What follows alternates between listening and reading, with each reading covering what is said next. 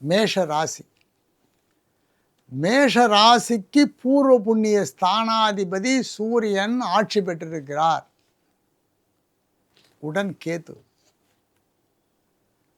2 7ஆம் அதிபதியான சுக்கிரன் நீச்சப்பட்டு 15ஆம் தேதி அன்னைக்கு தான் மாறுறார். துளாராசிக்கு போகிறார். 3இல் செவ்வாய், 4ஆம் இடத்தில் புதன் குரு, 12இல் சனி பகவான், 11இல் ராகு. குழந்தைகள், கணவன் மனைவி ரொம்ப ஜாக்கிரதை. ஒத்துமையாக இருங்க. குழந்தைய அடிக்காதீங்க, திட்டாதீங்க, கோவப்படாதீங்க, டென்ஷன் ஆக்காதீங்க.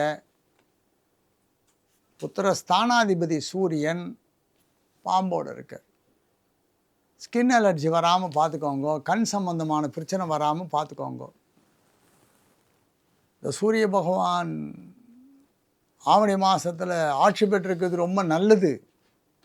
கேத்துவோடு இருக்கவே ஜாகிரதைன்னு சொல்கிறோம். ஜாகிரதை அப்படின்னா அதனால தான் ஜாகிரதை. அனுமாரை போய் சேவிச்சு ஒரு அர்ச்சனை பண்ணுங்க. இந்த மாதத்தில் ஒரு நாள் ஒரு பிச்சைக்காரனுக்கு சாப்பாடு வாங்கி கொடுங்க. ஏழைக்கு சாப்பாடு, ஹேண்டிகேப்டுக்கு சாப்பாடு வாங்கி கொடுங்க. மேஷராசி நல்லா ஆகிடும்.